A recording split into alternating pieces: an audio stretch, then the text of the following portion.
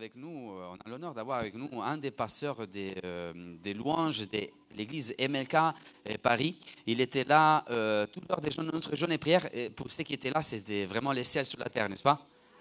Vraiment, on a vécu des guérisons, on a vécu des délivrances, on a vécu des baptêmes de Saint-Esprit, on a vécu des moments prophétiques. Et c'était incroyable. J'aimerais vraiment, en voyant qu'il est là, profiter un peu, comme je disais au premier, les presser comme un citron. En voyant qu'il est là, c'est Gauthier, le pasteur Gauthier de l'équipe louange des MLK. Est-ce qu'on peut l'accueillir? Et en voyant qu'il nous a énormément bénis dans ces 3 jours, j'aimerais vraiment te poser des questions concernant la louange, concernant l'adoration. D'ailleurs, bon, tu es pasteur dans MLK, dans cette église. Il compte aujourd'hui à peu près, combien de cultes vous avez déjà? 4. 4 cultes 4 célébrations. durant le week-end. Ok, ouais. Nickel. C'est super. Et l'église est fréquentée par combien de gens sur Paris, à peu près? Alors, chaque week-end, c'est à peu près 4000, 4500 personnes. 4500 personnes qui passent par là. Ok, nickel. Et toi, tu es pasteur des louanges? C'est ça. Avec un binôme, on est pasteur responsable du département louanges à MLK. À peu près 130 personnes, chantres, musiciens. Ouais. Wow. C'est vraiment super. C'est un honneur de t'avoir. Oui, si tu peux tenir les micros. Yes. Désolé, on a des problèmes. À la rappeur, c'est ça. Ouais. Et je voulais juste te poser une question pour entrer dans les sujets. Yes. Est-ce que tu pourrais définir en quelques mots la louange et l'adoration? Yes, oui. Bon, déjà, je vais être un peu provoquant. La louange, c'est pas de la musique. Bien souvent, on associe la louange à la musique. Je vais vous donner une définition un peu en 3D. Dans le dictionnaire, déjà, hein, le Larousse ou le Robert, celui que vous préférez. Oui. Ah oui, d'accord, la lumière s'est allumée. C'est bien, on a des gens qui veillent ici à Dunamis, c'est très bien ça. Alors, du coup, dans le dictionnaire, louer, c'est vanter les mérites de, ou faire l'éloge de. Ça, c'est le dictionnaire qui le dit, d'accord? Dans nos cultures d'église, la louange, quand on parle de louange, souvent, on parle d'un chant dynamique. Hein, on dit souvent, bon, l'équipe de louange, chantez un chant de louange. Ouais, c'est le chant un peu dynamique, avec un tempo un peu rapide. Ça, je ne dis pas que c'est ça, je dis dans nos cultures d'église. Dans nos cultures d'église, la louange peut renvoyer aussi quand on l'utilise en mode ellipse. Alors c'est, bon, on va inviter la louange à venir sur l'estrade. En fait, on parle du groupe de louange, le groupe qui s'occupe de la musique dans l'église. Et vous avez aussi la louange qui est perçue dans nos cultures d'église comme le moment où on fait la musique durant la célébration. Ça, c'est un peu, en termes de liturgie, c'est le moment où on fait la musique dans la célébration. Maintenant, que dit la Bible de la louange? Vous avez une définition de la louange dans Hébreux 13-15. Pour les chrétiens de Béret, vous allez pouvoir vérifier. Et cette définition, elle dit simplement « par lui », donc par Jésus, offrons sans cesse un sacrifice de louange, c'est-à-dire le fruit de lèvres qui confesse son nom. La louange, c'est dire qui est Dieu. Et par définition, quand on dit qui est Dieu, on dit aussi ce qu'il fait. Alors je demandais à Manu ce matin, c'est quoi ton plat préféré? Il m'a parlé du bœuf bourguignon. Ce matin, en première célébration, j'ai dit le bœuf bourguignon. Oui. Ah, t'as changé de plat? Non. D'accord. Je voyais qu'il y a un autre public, je pourrais... Hein, tartiflette. Tartiflette. Tartiflette avec un mont rouge, c'est pas mal. Alors moi, mon plat préféré, les amis, c'est le riz haricots rouges, échine de porc. Ah, t'as entendu? Avec un bon petit piment à côté. J'ai entendu des mamans qui disent... Ah, là vous me servez ça, voilà. Mais alors, il y a la première fois que j'ai goûté ce plat, la toute première fois. J'ai mis un peu de riz avec des haricots sur ma fourchette. J'ai planté ma fourchette dans la viande. J'ai trempé tout ça dans le piment et j'ai amené ça à ma bouche. Vous avez faim là, je vous donne des... Hein. Et ce qui s'est passé, c'est que quand c'est rentré dans ma bouche, il y a un signal qui a été envoyé à mon cerveau et qui a dit « ce que tu manges là, c'est exceptionnel ». Alors, ma mère avait une façon de le faire, ça, ce plat-là. Tu sais, quand tu rentres à la maison et que tu sens déjà l'odeur, tu vois, une fois que tu as déjà goûté, tu sais ce qui va se passer dans ta bouche. Et tu rentres à la maison, tu sens l'odeur, les oignons en train de revenir, le riz en train de cuire. Et parfois, quand vous prenez le piment fort, vous savez, le piment des Antilles ou d'Afrique, le piment fort, là, et que tu respires l'odeur de ce piment, c'est exceptionnel. Et en fait, à ce moment-là, vous savez que le plat, là, il va prendre cher. La louange, c'est exactement ça. Ça veut dire que vous goûtez Dieu, vous expérimentez Dieu, vous aimez Dieu. Et qu'est-ce qui se passe quand on aime quelque chose? On a envie d'en parler. On a envie de dire, le plat de ma maman, le plat de ma femme. Hein? Parfois, vous parlez d'une série en disant, il faut absolument que tu regardes cette série. C'est un acte de louange, en fait. Vous parlez de Dieu parce que vous connaissez Dieu, c'est ça la louange. Amen. Ouais. Amen. Et alors l'adoration, est-ce que je parle de l'adoration ou pas? Tu peux oui, ouais, je peux. À ce niveau-là, tu as parlé de la louange et l'adoration. C'est ça, adoration. Adorer, dans le dictionnaire, c'est quoi? C'est aimer beaucoup. Voilà, ça c'est la première définition. On a une deuxième définition de l'adoration qui est rendre un culte à une divinité. Ça. Donc souvent quand on dit par exemple, on ne dit pas qu'on adore le cinéma ou qu'on adore telle chose, parce qu'il y a une définition, c'est rendre un culte à une divinité. Dans nos cultures d'église, l'adoration, c'est souvent ce moment très calme, très posé, où on parle en laissant des silences. Contemplation. Jésus, tu es là. Vous voyez que quand on parle comme ça, tout de suite, ça renvoie à quelque chose, une habitude qu'on a. L'adoration, tout de suite, c'est très calme, on laisse des espaces. Le sonorisateur, quand il veut jouer, il fait un petit écho sur la voix, vous voyez, hein. Mais la Bible, comment elle parle de l'adoration? Vous avez un exemple d'adoration dans Apocalypse, vous avez des vieillards. Ah oui, d'accord. C'est... Ça peut arriver, t'inquiète. C'est ça. Vous avez... Il y a tout qui peut... Merveilleux. Vous avez des vieillards qui sont devant le trône de Dieu. Et en fait, on parle de cette notion d'adoration où ces vieillards vont se prosterner et adorer. Cette idée que quand tu viens adorer Dieu, tu viens en mode soumission, je me prosterne. Et dans l'adoration, il y a cette notion aussi de c'est plus moi qui parle, c'est plus moi qui dis Dieu tu es, Dieu tu fais, c'est juste moi qui est en mode waouh, salle du trône, je suis face au roi et je suis émerveillé. L'adoration, c'est un émerveillement constant devant la grandeur de Dieu. Wow. Wow. C'est vraiment, ce qu'il t'a dit, c'est vraiment profond. Et est-ce que Dieu veut que nous soyons des véritables adorateurs? Bien sûr, Jean 4. Ouais. Dieu est esprit, il faut que ceux qui l'adorent l'adorent en esprit en vérité. En esprit en vérité. Est-ce que l'église qui adore, c'est l'église qui gagne, qui remporte des victoires? L'église qui adore est une église qui est alignée au cœur de Dieu et qui est alignée à la vision que Dieu a pour elle. Parce que, en fait, l'adoration, c'est un petit peu cette connexion haut débit avec le cœur de Dieu. Oui. Un jour, Marie rentre dans une pièce avec un parfum d'une valeur très grande. Et dans cette pièce, il y a d'autres personnes aussi. Sauf que quand Marie rentre dans cette pièce, elle va venir avec son parfum, elle va le briser aux pieds de Jésus. Il va se passer une connexion que personne dans la pièce ne va comprendre. Oui. Mais on aurait pu utiliser ce parfum pour autre chose, va dire quelqu'un. Mais en fait, Jésus va dire de cette femme que, en fait, cette femme, elle a choisi la bonne part. Cette femme, elle a fait quelque chose que personne n'a fait pour moi auparavant. Il y a eu une connexion entre Jésus et cette femme.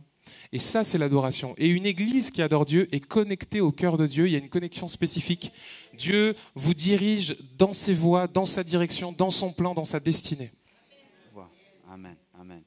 Et on peut parler d'une expression de louer, de louange. Est-ce qu'il y a une manière d'exprimer notre louange avec notre voix, avec notre corps? Est-ce qu'il y a vraiment une manière pour exprimer la parole de Dieu, notre louange et notre adoration?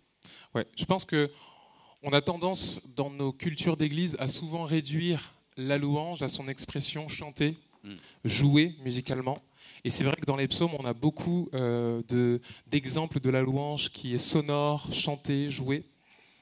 Mais la louange, en fait, c'est toutes les expressions qui vont servir à déclarer qui est Dieu et à déclarer ce que Dieu fait. On n'utilise pas assez, par exemple, des arts comme la peinture, le dessin dans la louange. On n'utilise encore pas assez dans nos églises des arts comme la danse dans la louange. La danse, l'expression corporelle, c'est aussi une façon d'exprimer sa louange. David, il a dansé. On devrait en fait prendre tous les arts qu'on a, même la littérature, les poèmes. Parfois, en fait, je rêverais que dans certaines églises, on puisse commencer le temps de louange par un poème. Est-ce qu'il y en a ici qui écrivent des poèmes? Waouh. Oui, des fois, on a déjà écrit des poèmes. C'était vraiment, il y avait une onction vraiment impressionnante derrière. Il y a quelque chose de très beau. J'ai vécu quelque chose d'écho que je ne m'entendais pas. Moi, en tant que prédicateur, souvent, je fais l'appel et je veux tout de suite la manifestation de l'esprit. C'est un peu, toi. Mais Echo, ils avaient organisé en fait un appel en 4D. Ils l'ont appelé appel 4D. La première fois que j'ai entendu ça, j'ai regardé ma femme, moi j'ai regardé. Il paraît qu'il y avait un appel et les ados ils pouvaient choisir après la prédication d'aller en fait en 4 coins dans la salle. Il y avait un coin pour vraiment l'imposition des mains. Il y avait un coin pour parler. Pour parler en cœur à cœur. Et il y avait aussi un coin où les ados ils pouvaient dessiner après la prédication pour exprimer justement quelque chose. Et j'étais vraiment fort étonné. Là, c'est Dieu qui m'a mis la claque, qui m'a vraiment étonné de voir qu'il y avait des enfants après la prédication qu'il a dessiné et le Saint-Esprit, il a agissé pendant qu'il dessinait. Genre, il y a eu des délivrances, à un moment donné, désigné, j'étais là, il y avait le Saint-Esprit qui dessinait. On a eu aussi des baptêmes du Saint-Esprit pendant qu'il dessinait. Et ça a changé un peu ma manière de penser les choses. Et ce que tu es en train de dire, c'est incroyable, la louange d'adoration qui s'exprime avec l'art. Exactement. Et, David, il dansait. Ouais. Je pense que souvent, on n'a pas osé aller dans des endroits parce qu'on n'avait pas l'assentiment de la foule. Okay. Parce qu'il y a des choses, ou des arts, ou des dons et des talents qui sont assez spécifiques à des personnes. Oui. Je faisais un exercice avec les élèves auxquels je donnais des cours sur la louange, justement. Et pendant longtemps, j'ai fait cet exercice. C'était un exercice tout simple où je demandais à tous mes élèves de prendre une feuille de papier et de dessiner un carré. Oui. Et ce qui s'est passé, c'est que dans toutes les années où j'ai fait cet exercice avec différents élèves, on n'a jamais eu 2 carrés identiques. Okay. On a tous le concept de carré, on sait ce qu'est un carré. 4 côtés égaux, on voit, le concept il est là, c'est clair. Oui. Mais quand on va demander à quelqu'un de dessiner un carré sur une feuille de papier, on va voir des grands, des petits, des gigantesques, des tout petits minuscules. On n'a pas un carré identique. Et je pense que c'est pareil avec les expressions de louange. Souvent, on va regarder l'autre en disant, mais son expression n'est pas la meilleure, c'est la mienne la meilleure. Okay, on va regarder souvent le dessinateur en ne comprenant pas vraiment où il va, ou celui qui écrit des poèmes, on ne comprend pas trop. Celui qui parle en alexandrin, on va se dire, il est bizarre. Celui qui va danser pour exprimer sa louange, on va se dire, ouais, bof. Parfois, il y a des personnes, c'est le fait de construire des choses qui sont une louange à Dieu. Parce qu'en fait, quand tu remontes l'échelle ou quand tu remontes chronologiquement, tu te rends compte que finalement, c'est Dieu qui a créé cette personne et qui lui a donné l'intelligence de faire telle ou telle chose. Et du coup, par définition, quand tu vas bâtir des choses de tes mains, eh bien, en fait, c'est un acte de louange que tu rends à Dieu, finalement. Okay. Donc, chacun son carré, chacun son don, chacun son talent, chacun son expression de louange. Ouais. C'est comme un pot au feu. Ouais. Et il ne peut pas y avoir... tu as une carotte, et ben, il y a une carotte qui est différente d'autres choses. Bon, je ne sais pas ce qu'on met dans le pot-au-feu, mais vous comprenez l'idée. C'est des légumes. Chacun est le légume, un légume, voilà. Ok.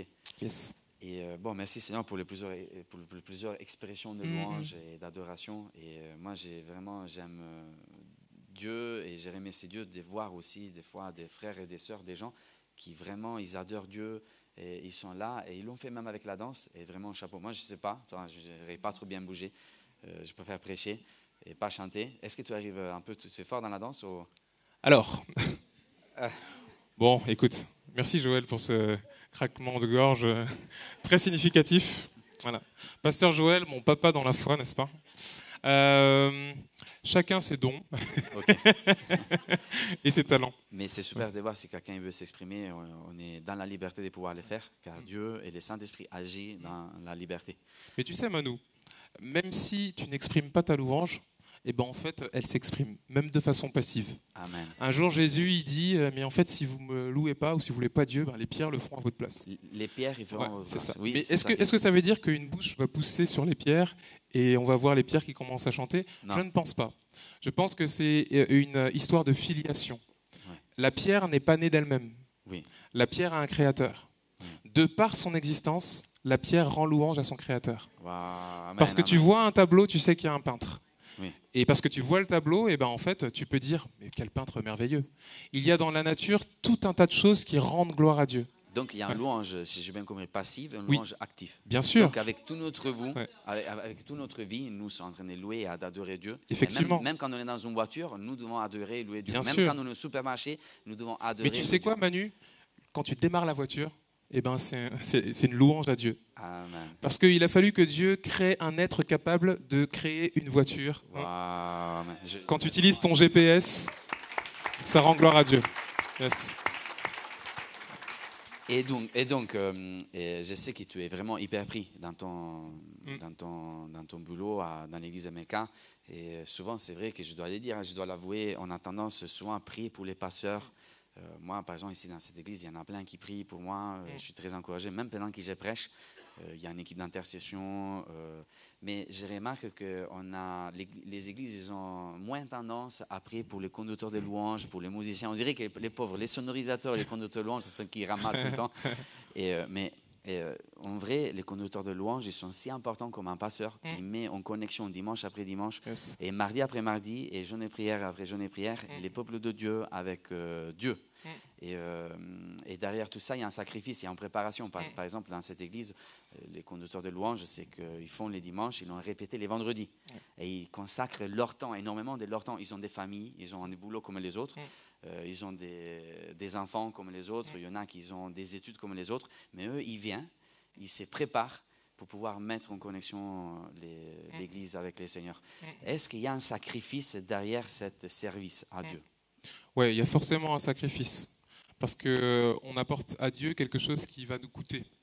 J'aime bien cette histoire de David qui, à un moment donné, veut apporter une offrande à l'Éternel. Et il y a quelqu'un qui lui propose son champ. Il lui donne, vas-y, prends mon champ, gratuitement un peu. Et David, à un moment, dit, non, stop. Moi, j'ai besoin d'apporter à Dieu quelque chose qui me coûte. Il fait, je vais le payer, moi, ton champ. Donc, il y a vraiment cette idée de donner quelque chose qui nous coûte. Parce qu'on veut montrer à Dieu qu'il a la place la plus importante. Maintenant, je pense que c'est très important aussi d'avoir un maître mot dans sa vie au quotidien, c'est la notion d'équilibre. Parce que du coup, que tu sois pasteur, conducteur de louange ou autre, eh bien, il y a une notion d'équilibre. Dieu nous a fait corps, âme et esprit, et on a besoin de nourrir toutes les facettes de qui on est. Okay. Et il y a un ministère qui est très important pour moi, c'est le ministère de famille. Donc, je ne peux pas être à mon plein potentiel face à la communauté si je ne suis pas à mon plein potentiel personnellement dans mon couple et dans ma vie de famille avec mes enfants. Donc la notion d'équilibre est très importante. Est-ce que des fois c'est difficile de garder cet équilibre avec tout ce qui te fait? Bien sûr que c'est difficile. Heureusement que j'ai un garde-fou qui s'appelle ma femme et qui me maintient dans le... Tu vois, donc moi, mon agenda, c'est vraiment ma femme qui le fait. Ça veut dire quand elle me dit « écoute, c'est trop là, stop ». Eh bien voilà. Mais après, il faut être aussi intentionnel. Ça veut dire que nous, on a notre jour de date. Ça veut dire il y a un jour où c'est prévu, c'est elle et rien d'autre. Parfois, c'est difficile parce que ça tombe souvent sur les soirs de Ligue des Champions. Mais voilà. Je vous assure, c'est vrai. Il était chez moi jeudi soir, il devait voir les paris, qu'il devait jouer contre je ne sais pas qui. Là, il était là avec son portable. Non, c'est voilà. Bon, mais heureusement, j'ai une femme merveilleuse qui est mon garde-fou et qui fait de moi quelqu'un de meilleur. Heureusement qu'elle est là, Solène. Hein. Vraiment, elle s'appelle Solène. Est-ce qu'elle a Solène? Solène là. Est-ce que tu peux te mettre debout, Solène? Oh la pauvre. Que Dieu te bénisse. On l'affiche. Solène. Amen. Amen. Bon, c'est parce que tu le mérites. Hein. Et juste avant de terminer, une dernière question. Est-ce que c'est important de rechercher l'onction dans la louange? C'est important. C'est important parce que il y a un passage dans le psaume 133 qui parle justement du fait que les hommes, les femmes soient réunis ensemble. Et il y a cette dimension de l'onction, l'huile qui coule. On parle du sacrificateur. Le sacrificateur, c'était un peu celui qui dirigeait un petit peu le temps de l'Holocauste. Donc là, on parle du sacrificateur Aaron. Donc c'est l'huile qui coule, qui descend sur la barbe d'Aaron, qui descend sur le bord de ses vêtements. Et le passage finit en disant, c'est là que l'Éternel donne la bénédiction, la vie pour l'éternité. Dans la présence de Dieu, lorsque effectivement la présence de l'Esprit vient et se répand, il y a cette dimension de vie et d'esprit qui coule. Et la délivrance vient, la guérison vient, la restauration vient, le renouvellement, etc. Je t'ai posé cette question parce que ça m'était arrivé d'être invité dans certains endroits où il y avait vraiment une louange technique de haut niveau, c'était super, mais il ne me transmettait rien à niveau de l'onction et je devais prêcher derrière et j'étais un peu... Après, j'ai eu l'honneur de servir avec vous à ECHO pour le Total Saint-Esprit et vraiment, je vous raconte une anecdote, il y a aussi une des organisateurs des Moves, c'est le pasteur Joël Vidal au milieu de nous avec sa femme aussi, aujourd'hui qui sont là. Est-ce que vous pouvez vous mettre debout? Après moi, vous dire pourquoi. Et En fait, je ne veux pas vous... mais je vous raconte une anecdote. On devait organiser ces Total Saint-Esprit. Et moi, je devais intervenir derrière tout ça. Et on était... les groupes de louanges, c'était les groupes des Gauthier, des MLK. Et je me rappelle qu'on avait toute une structure. On devait suivre une structure, genre on fait ça, on fait ça. Et là, il y avait des milliers de gens, donc il fallait vraiment être structuré. Et je me rappelle qu'on s'est regardé avec Gauthier, on s'est dit, OK, c'est Total Saint-Esprit. On se comprend, on s'est compris. Et il y avait une structure, un plan. Hein. 5 minutes, 15 minutes, fait ça avec ça. Après, il y avait l'enseignement. Après, il y aurait eu des appels. Et il m'avait dit, Joël, je me rappelle, le pasteur Joël m'avait dit, surtout, ne dis pas, Manu, allez là-bas. Hein. Ne dis pas, allez là-bas, parce qu'il y a tout le monde qui est là, etc. Et moi, je me rappelle qu'avec Gauthier, on s'est regardé, on est monté. Gauthier, il pose l'accord. Les Saint-Esprit descendus. Il y a eu l'onction qui est venue. Les plannings, je pense que les plans, la structure, hein, c'est parti vraiment. Hein. Ouais. Et on s'est regardé, bon, il n'y avait plus d'études bibliques, il n'y avait plus... et avec les micros, moi je suis monté, derrière il y avait vraiment l'onction, il y avait des manifestations, il y avait des délivrances, il y avait des guérisons. Il y a eu des gens baptisés du Saint-Esprit, et c'était la première fois qu'ils rentraient. Ils n'avaient jamais mis un pied dans l'église, ils avaient été invités juste pour move, ils étaient là, ils parlaient en langue, ils étaient baptisés du Saint-Esprit. Il y avait une onction incroyable. Moi je suis monté avec un micro, je commence à proclamer dans le nom de Jésus. Et j'ai dit, est-ce qu'il y a des gens qui sont liés pour des puissants des ténèbres? Si c'est vrai, allez là-bas au fond au nom de Jésus. Et je voyais qu'il y avait, à un moment donné, on n'a rien compris, il y a eu toute l'équipe, grâce à Dieu, et il y avait vraiment une onction. Et c'est qu'on doit rechercher ces l'onction. Et tant qu'église Dunamis, tant que vision, je l'ai dit tout le temps, même si des fois on a des problèmes techniques, par exemple au premier, la lumière ça ne marchait pas, il y a eu tout un bug et tout, des fois il y a des instruments ça ne marche pas, des fois on a des problèmes de son et tout, c'est qu'on doit rechercher c'est l'onction aussi. Parce que l'onction, il couvre et détruit toutes les fragilités et tous les... Et c'est pour ça que j'aimerais vous annoncer quelque chose. Est-ce que vous êtes prêts? J'aimerais les faire avec Gauthier, je suis vraiment honoré. Dans les années, on se disait que souvent, ça vous arrive d'écouter dans la voiture, par exemple, sur Spotify, quand vous êtes en voiture, des chants de louange, d'adoration, ça vous arrive? Il y a des groupes chrétiens américains qui sont hyper forts. Même en France, on a des groupes, tant qu'il y a les groupes MLK Music, on a Hillsong FR, il y a... je pense aux États-Unis, Maverick City Music, il y a Hillsong, pour ceux qui, comme moi, ils sont un peu plus... Elevation Church, là, avec Lion. Là, combien de fois on l'a écouté? Même dans nos maisons, souvent, moi, quand je rentre, la première chose que j'ai fait, j'ai Alexa, s'il te plaît, Maverick City. Et après, ça part. Et on s'est retrouvés avec ma femme et avec les responsables de louanges de l'église, que Dieu les bénisse vraiment. Et j'aimerais vraiment sensibiliser l'église et prier pour les conducteurs de louanges. Prier pour les musiciens. Ne priez pas seulement pour les pasteurs, priez aussi pour les conducteurs de louanges. Ce qu'ils font, c'est fondamental dans une église. Et donc, on a parlé avec eux et on se disait, nous, à Saint-Étienne, et nous, on a une vision aussi. Pourquoi on doit tout le temps écouter les chansons des autres? Et on doit rentrer chez nous, il y a tout le temps ces Maverick City, MLK Music aussi, et ils sont à Paris, c'est la capitale, etc. Mais nous, on va voir quelque chose aussi qui sort de Saint-Étienne. Alors, on s'est mis là-bas, on s'est regardé, on a regardé nos poches, on dit, on n'a pas trop de moyens. Et moi, j'ai regardé les pasteurs de louanges de l'église, je lui ai dit, écoute, on n'a pas de moyens, mais si tu es d'accord, on cherche l'onction. On a cherché l'onction, et une soirée, pendant les Dunamis Event Impact, on a essayé d'enregistrer, et j'ai senti vraiment dans mon cœur que cette vision aurait marché. Et je vous assure qu'avec le temps, il est sorti quelque chose derrière ce projet incroyable. J'aimerais vraiment vous montrer un petit extrait d'1 minute. Est-ce que vous êtes prêts, Église Dunamis?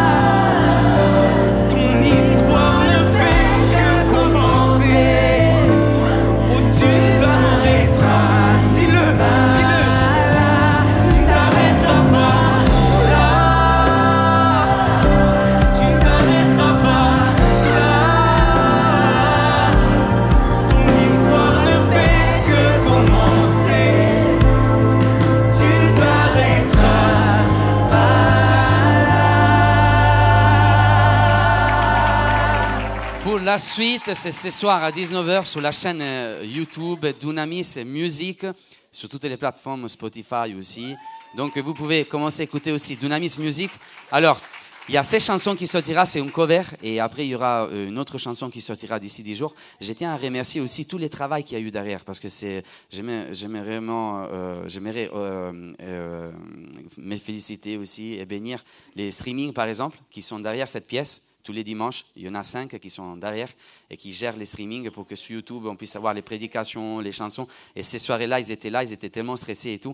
Et j'aimerais aussi remercier la personne qui a suivi la sono derrière. Elle a fait un mixage parce que ça a vraiment pris presque 12 mois pour pouvoir tout sortir, etc. Et c'est là, au milieu de nous, c'est là devant. Est-ce que tu peux mettre debout? C'est Jean Thomas, un sonorisateur professionnel qui a fait tout ce travail. J'aimerais aussi remercier tous les chanteurs, tous les musiciens, tous les gens qui étaient derrière ce projet. Et c'est pour bénir la ville de Saint-Étienne, c'est pour bénir l'église, c'est pour bénir la France avec Dunamis Musique. Donc ce soir, à partir des 19h, on n'a pas un technicisme, une professionnalité énorme, mais ce qu'on veut transmettre, c'est l'onction. Et c'est ce qu'on appellera, à partir de la deuxième chanson, c'est que moi j'appelle spontaneous worship. Hey Gauthier, est-ce que c'est important aussi d'adorer avec une spontanéité? Souvent, on adore avec un chant, avec des mots qui sont là et on reste collé aux vidéoprojections. S'il y a la vidéoprojection, on adore. S'il n'y a pas les vidéoprojecteurs, des fois, il y a des bugs et tout, on est là, perdu. Est-ce que c'est important aussi d'adorer avec tout notre cœur? Juste cette question avant de te laisser la place. Est-ce que c'est important l'adoration prophétique, ce qu'on appelle l'adoration spontanée? Oui, je pense que c'est important parce que je pense que la louange et l'adoration, c'est comme une conversation qu'on a avec Dieu. Et souvent, moi, j'aime bien comparer le temple, en tout cas les 3 grandes parties du temple, avec le développement d'une conversation. Quand on est dans le parvis, au niveau de la porte, c'est un peu le côté bonjour, bonjour, ça va. C'est très terre à terre. C'est la conversation qu'on peut avoir avec le voisin qu'on rencontre dans l'ascenseur. On ne se connaît pas vraiment. Bonjour, bonne journée. C'est parfois même des situations un peu étranges parce qu'on se dit bonjour et puis on se regarde. Et puis premier étage, deuxième étage, troisième étage, il descend. Bonne soirée. Et puis quatrième étage et puis voilà. Mais ça, c'est le parvis. Hein. Et puis tu as le lieu très saint. C'est le moment où tu t'assois, je suis en face de toi, Manu, je te dis, mais comment tu vas vraiment? Et je prends le temps de t'écouter et tu me parles. Et on a une conversation plus profonde, plus cœur à cœur. Le lieu saint. Ce n'est jamais la même, c'est quelque chose de nouveau. Exactement. C'est quelque chose de spontané. Exactement, le lieu saint. Maintenant, le lieu très saint. On se connaît parfaitement. Ça veut dire que tu as une relation avec Dieu. On disait, la louange, c'est connaître Dieu, avoir une relation avec lui. On se connaît parfaitement. Manu, je suis sûr que si Véro te regarde et elle regarde dans tes yeux, elle est capable de savoir, il est content. Ouais. Il est impatient. Même l'équipe autour. Hein, il n'est pas content. Ah oui, d'accord. Et quand je ne suis pas content, il voit tout de suite. Ça veut dire que tu es un pasteur proche de tes fidèles, c'est bien. C'est très bien. En tout cas, c'est bien. Donc l'idée, c'est que tu as une relation qui est assez profonde pour qu'il n'y ait plus besoin de parler. Wow. Les mots ne servent plus à rien. C'est cette relation où, à un moment donné, tu rentres dans quelque chose de spontané. L'équipe de louange, elle est là pour faciliter. On appelait le joueur de musique, le prophète l'appelait, il disait « Amenez-moi un joueur de luth, je vais prophétiser ». La musique, elle vient poser quelque chose, une atmosphère pour faciliter la connexion avec Dieu. Mais une fois que le lien est fait, c'est chacun avec son Dieu. Donc la louange spontanée, c'est le moment où tu arrêtes de dire « Hosanna, Hosanna, à Jésus nous t'accueillons, Amen, Alléluia ». Et tu arrêtes de lire ce qui a marqué, c'est le moment où tu dis à Dieu directement ce que tu veux lui dire, une relation verticale. Et quand l'équipe de louange a créé ça, en fait, la mission est réussie. Écoute, tu nous as bénis énormément vendredi soir, ceux qui étaient là pour les journées prières. Il y a eu un moment des ciels sous la terre, vraiment. Il y en a plusieurs aussi, des anciens qui ont grandi dans l'église, qui m'ont dit qu'ils ont entendu même les anges chanter avec nous. Wow. Et c'était un moment spontané, un moment de worship spontané. Et tu nous as fait vivre juste avec un piano. Des fois, juste avec un piano, avec l'onction. Et c'était incroyable. Alors, moi, je crois qu'entre jeudi soir et dimanche, ça ne change rien. Est-ce que tu pourrais prendre les pianos? Oui, bien sûr. Et est-ce qu'on pourrait vivre un moment d'adoration spontanée avec les anges qui viennent adorer avec nous sur Saint-Étienne? Amen, dans l'église de la Mise. Yes. Alors, vas-y, les pianos, c'est à toi. On va se mettre debout, on va adorer les seigneurs. Emmanuel ne savait pas que j'allais prendre le micro à ce moment donné, mais ce matin, quand on a prié pour le premier culte, j'ai entendu dans mon cœur, les écluses des cieux sont ouvertes. Attendez. Ça va amener le moment. Mais vas-y, tu peux, quand on commence. Et j'ai entendu le Saint-Esprit me parler à l'intérieur de moi, me dire Saint-Étienne. Est-ce que quelqu'un sait ce que veut dire Saint-Étienne? Vous connaissez l'histoire de la ville? C'est qui Étienne? C'est le premier martyr, mais qu'est-ce qui a déclenché le martyr? Ça veut dire quoi, martyr? Le mot martyr, ça veut dire quoi? Ça veut dire témoin. C'est juste témoin. Et en fait, écoutez la phrase, et c'est terminé. Il y a un temps de démarrage à partir d'aujourd'hui. Écoutez ça. Étienne se retrouve devant le tribunal des Juifs, etc. Il se passe beaucoup de choses. Mais voici l'une des dernières phrases qu'il va prononcer. Voici, je vois les cieux ouverts et le Fils de l'homme debout à la droite de Dieu. Et ça va déclencher de grands cris. Ça va déclencher des gens qui vont être en colère. Saint-Étienne, Étienne a vu quelque chose que les autres ne voyaient pas.